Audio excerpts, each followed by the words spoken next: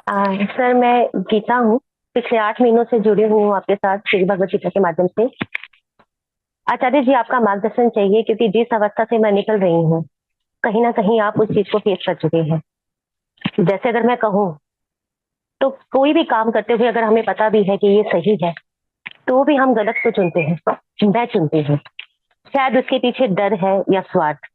तो अपने आप से बहुत जगह से लड़ती हूँ, लेकिन मार्गदर्शन कीजिए आप। मुझे पता है आपने कई बार इस विषय में बोला है, लेकिन कैसे उस स्थिति से निकलूंगी आप प्लीज मार्गदर्शन कीजिए। आदत आदत है यार, कुछ नहीं है। आदत है, कुछ और नहीं चाहिए। मैं एक जगह रहा करता था। तो वहाँ मकान था और 15 साल रहा। फिर मैंने ही खोज करके एक दूसरा मकान ले लिया।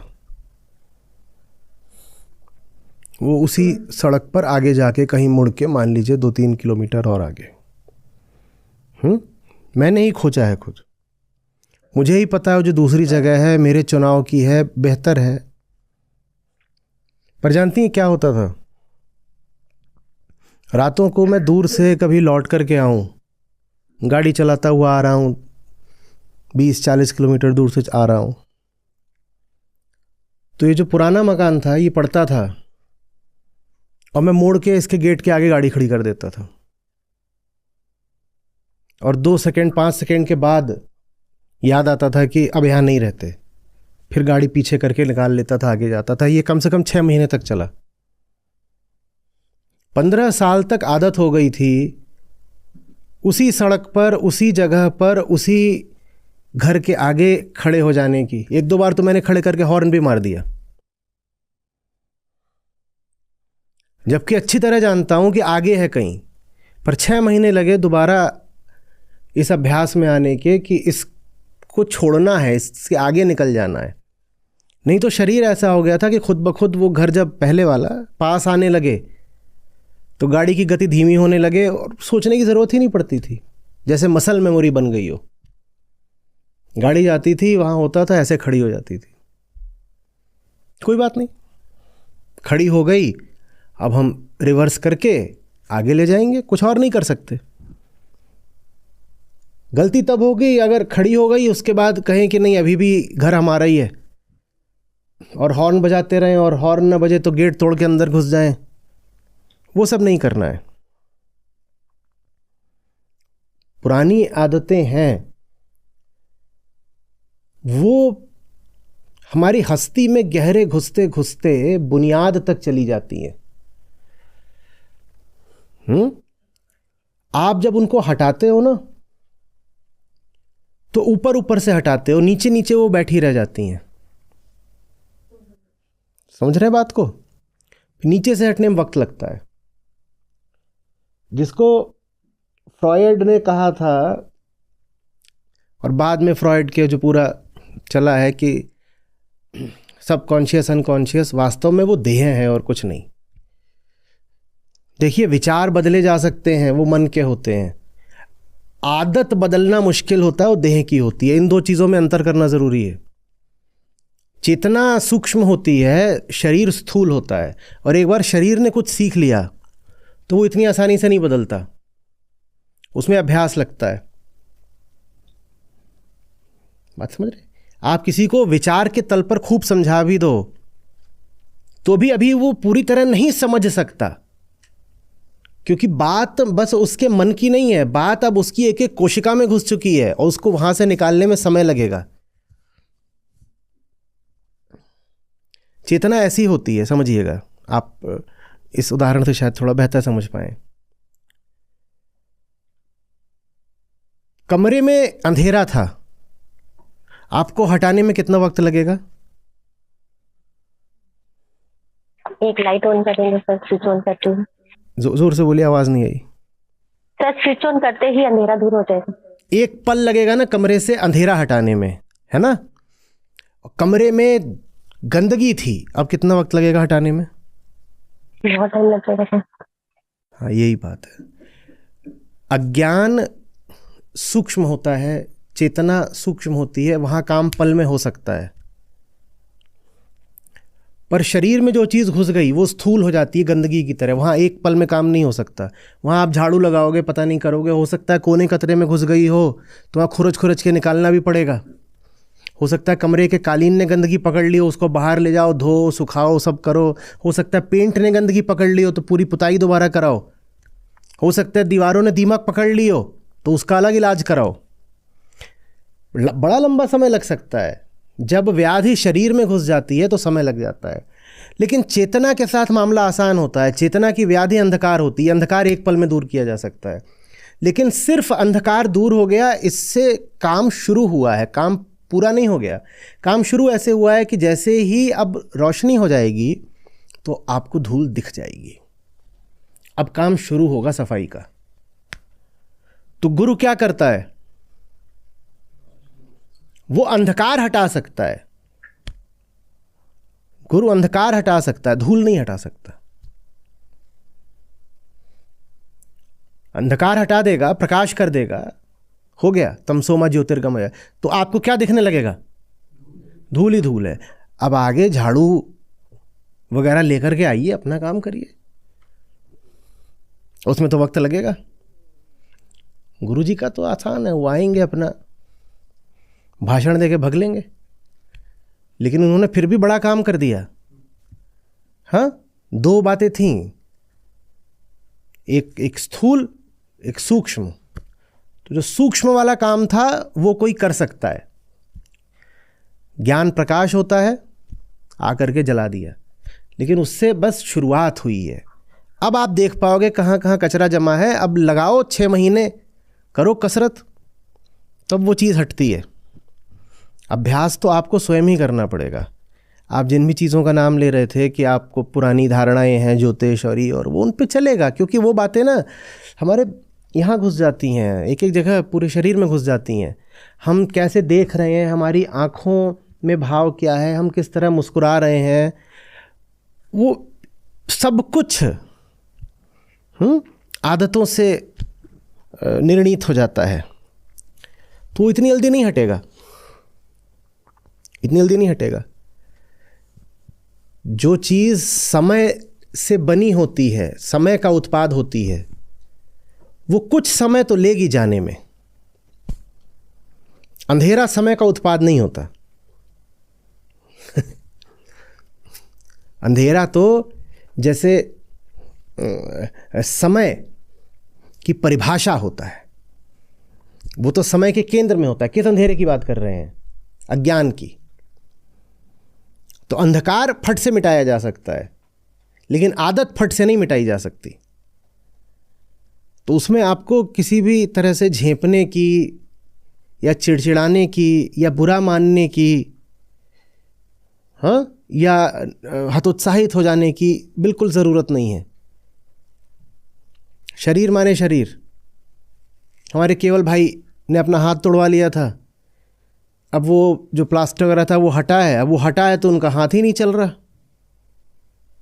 काहे कि अब इसने आदत पकड़ ली, 2 महीने प्लास्टर में रहा ये पंजा, तो अब इसने आदत पकड़ ली कैसा रहने की, ऐसे ही रहने की। बस ये ऐसे ही हो गया इनका। तो अब फिजियोथेरेपिस्ट इनको ऐसे ऐसे करवाया करता है दिन भर। इनको ये पता है क्या, ये गेंद दी गई है और बोला गया है कि तुम्हारा काम है दिन भर ऐसे ऐसे करो। तो ये दिन भर बैठ के ऐसे ऐसे करते रहते हैं। वो भी नहीं होता इनसे, बड़ा दर्द होता है इनको, क्योंकि शरीर शरीर है ना। मन को आप समझा सकते हो कि ऐसे करना है, शरीर तो शरीर है, उसकी आदत है। मैं आज खेल रहा था और जिन दिनों मैं थोड़ा थका या परेशान होता हूँ या कुछ, तो मैं देखता हूँ क्या होता है।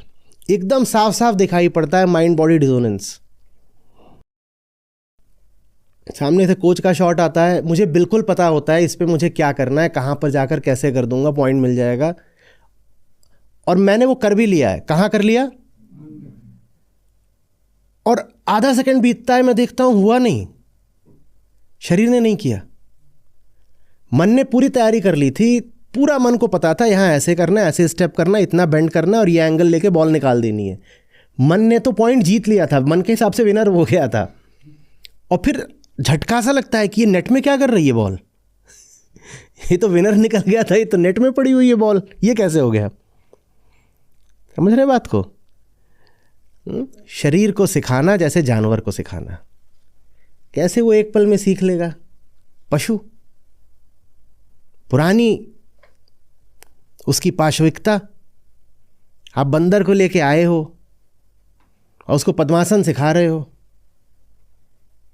वो कैसे सीखेगा? ऐसा नहीं, सीख नहीं सकता, कर लेगा, हो जाएगा, पर वो दुखी करता है। लेकिन अगर बंदर को भी सिखाना है तो पहले रोशनी करनी पड़ेगी। पहला काम तो यही है कि प्रकाश लाओ। जब तक अंधेरा नहीं मिटाओगे, गंदगी नहीं मिटेगी। गंदगी मिटानी हो जिस जगह से, पहले उस जगह को रोशन करना पड़ता है। रोशन करो ताकि कोने कतरे में भी जो कुछ जमा हो वो दिखाई दे। इसको बोलते हैं आत्मज्ञान। और आत्मज्ञान के बाद आता है अभ्यास, अनुशासन। अनुशासन भी आत्मज्ञान का हिस्सा है, क्योंकि अनुशासन नहीं है ये बात भी कौन बताएगा? आत्मज्ञान ही बताएगा।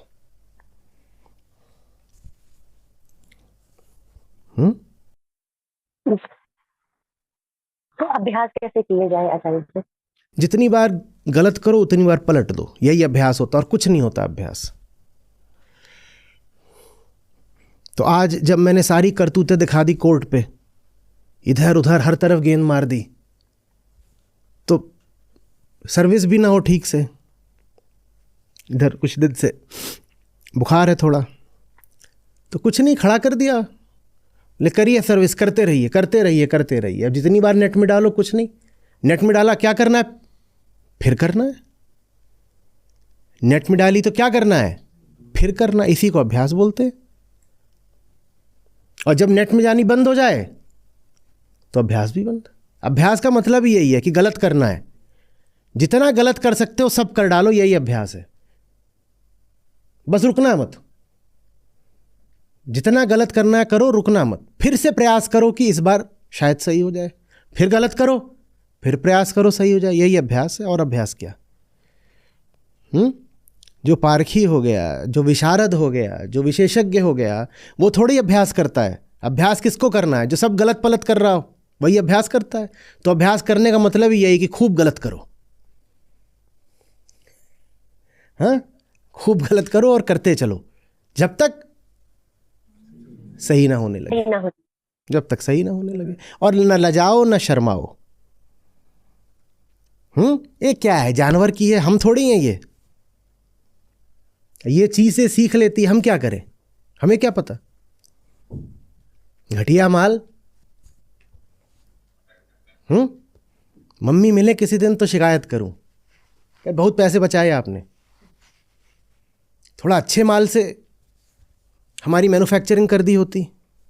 एकदम गंधाते माल से बनाया है एक एक इंसान को। 2 दिन ना नहाए तो बदबू छोड़ता है। सोचिए, ये तो माल है हमारा, ये तो हमारा माल है। और फिर हम इस माल से बड़ी उम्मीदें रखते हैं कि ये जल्दी से सीख ले और ये कर ले और वो कर ले। माल हमारा ऐसा होता है कि सुबह मरे शाम तक फूंक ना दो तो पूरे घर में हम कीटाणु फैला दें। यहाँ बहुत लोग मर जाते हैं, उनको जलाते नहीं जल्दी से, वहाँ महामारी फैल जाती है। सोचिए माल कैसा है हमारा। तो ये माल जब अपने लक्षण दिखाए तो बुरा नहीं मानते। पहले से पता होना चाहिए बुरा क्या मानना है। पहले से पता होना चाहिए कि ये माल एकदम सड़ा माल है।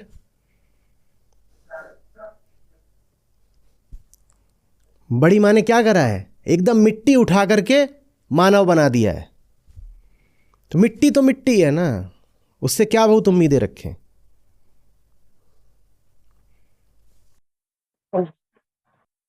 ठीक है।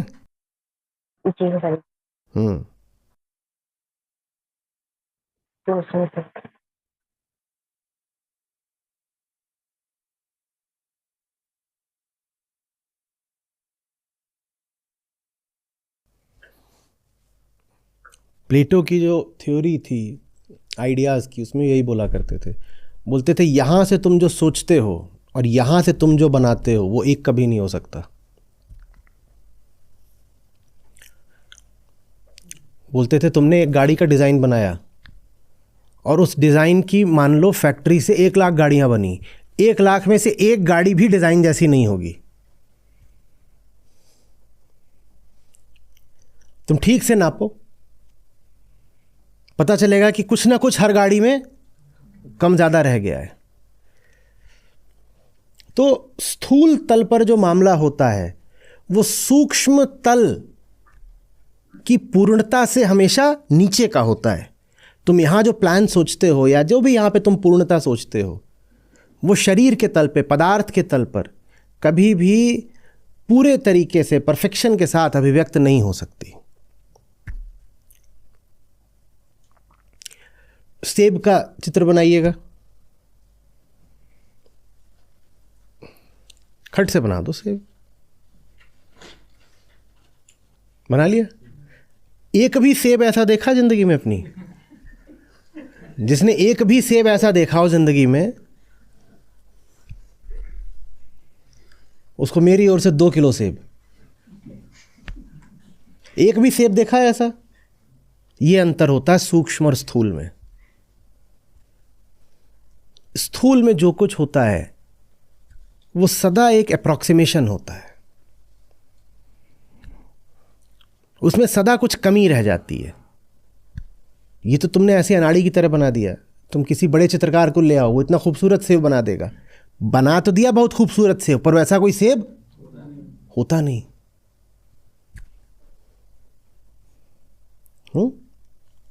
तो ये जो भौतिक जगत है, पदार्थ वाला, ये हमेशा कुछ कमियां लेकर चलता है और हमें उन कमियों को स्वीकार करना होता है, एक्नॉलेज करना होता है कि समझ कितना भी जाओ, लेकिन जब उसको कार्यान्वित करने की बारी आएगी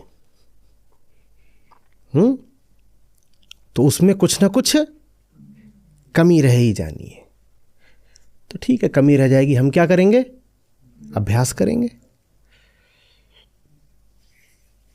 मैन्युफैक्चरिंग में इसीलिए अलाउंस का कॉन्सेप्ट होता है कि जो स्पेसिफिकेशन दिए जाते हैं और जो प्रोडक्ट आता है वो कभी भी एग्जैक्टली एक जैसा नहीं होता। तो कहते हैं कोई बात नहीं, थोड़ी अलाउंस रखो।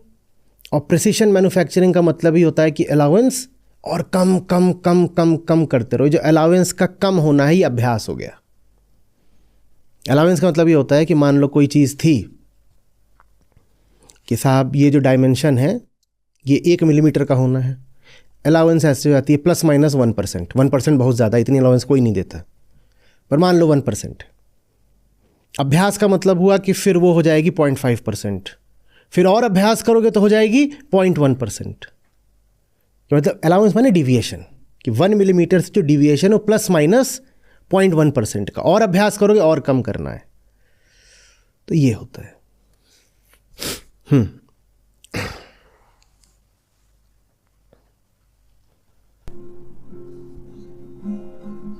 यह तन विष की बेलरी, गुरु अमृत की खान। यह तन विष की बेलरी, गुरु अमृत की खान। शीश दिए जो गुरु मिले, तो भी सस्ता जान रे साधो, तो भी सस्ता जान।